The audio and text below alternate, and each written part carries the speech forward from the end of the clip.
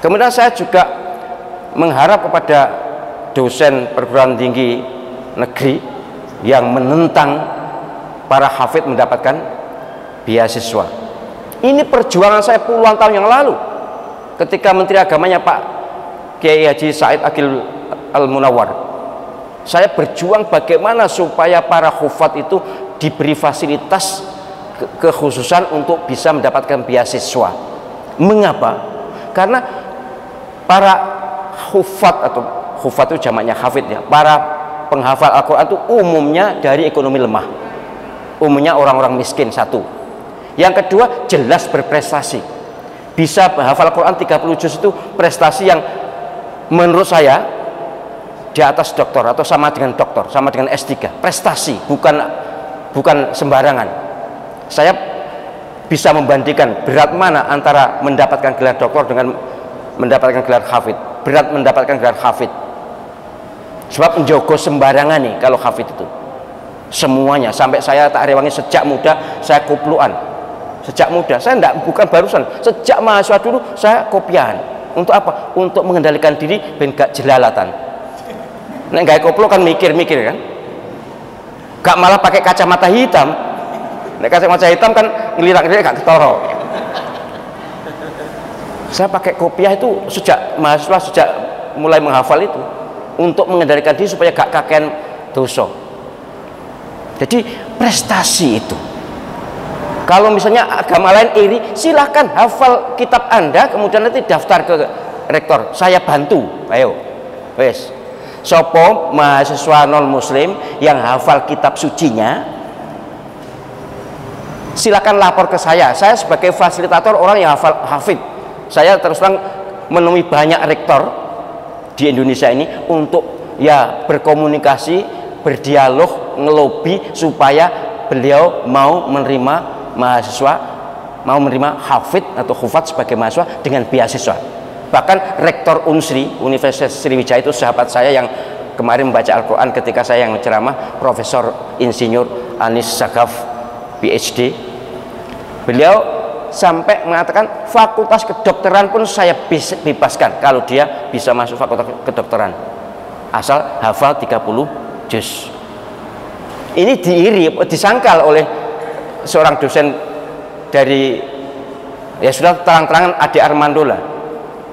Ade Armando, loh ini kan sudah ada, kan mudah sekali, sudah ada era IT Al-Quran, bisa enggak perlu dihafal. Batuk muta. Justru di era IT, era aplikasi HP bisa di Quran bisa di HP ini sangat urgent untuk banyak penghafal Al-Quran, karena banyak intersepsi, banyak gangguan, banyak orang nakal untuk mengganggu Al-Quran. Jadi tetap perlu dihafal, penting dihafal, harus dihafal, harus ada. Jadi menghafal Al-Quran itu ikut menjaga Al-Quran.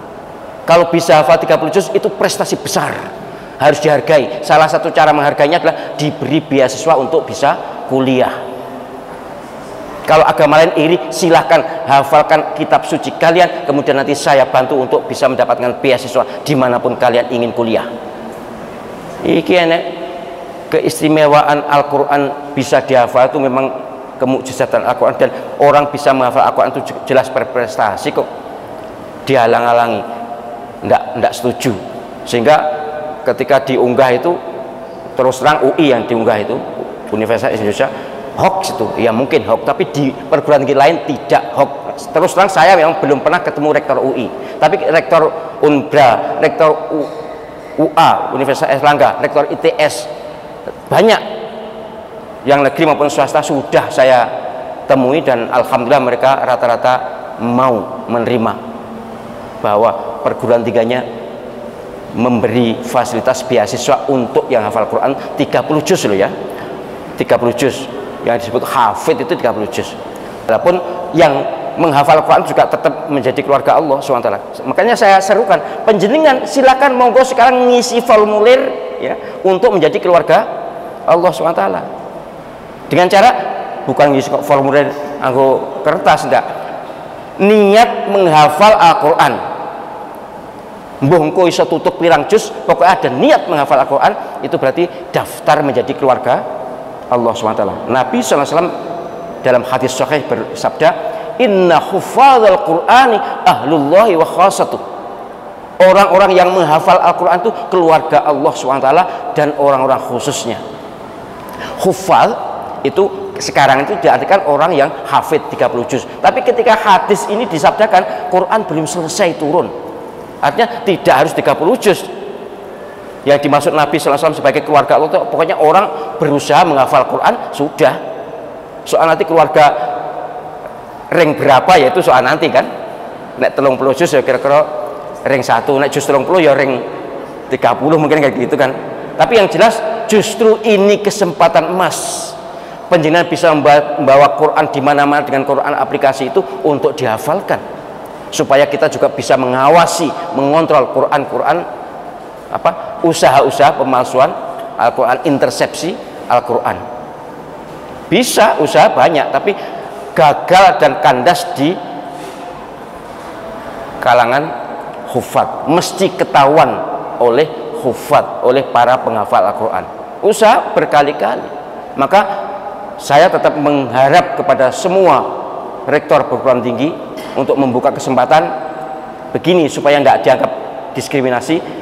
Siapa yang hafal kitab sucinya secara penuh maka berhak mendapatkan beasiswa. Bagus itu supaya tidak dianggap mengistimewakan. Sebenarnya mengistimewakan juga tidak apa-apa, ini negeri mayoritas muslim kok. Dan cobalah silakan kalau menganggap enteng, dikira dokter kalian itu lebih hebat daripada hafid ini. Enggak. Hafid juga punya keistimewaan yang perlu diberi penghargaan. Salah satu penghargaannya adalah diberi kesempatan untuk bisa kuliah, karena mereka umumnya di samping memang punya prestasi hafal, tapi umumnya dari kalangan orang miskin. Dulu-dulu tidak bisa sekolah karena ya tidak bisa sekolah, maka mondok tahfidz. Lah mondok tahfidz itu di mana-mana banyak gratis. Tidak gratis banget sih. Dulu ya murah. Sekarang banyak gratis ya. Itu supaya dicerna, direnungkan bahwa apa yang ditempuh oleh para rektor Indonesia ini untuk memberi beasiswa pada para hufad adalah langkah yang tepat, langkah yang benar. Kalau ada orang yang iri, silakan hafal kitab suci kalian untuk mendapatkan hak yang sama dengan para hufad Al-Quran.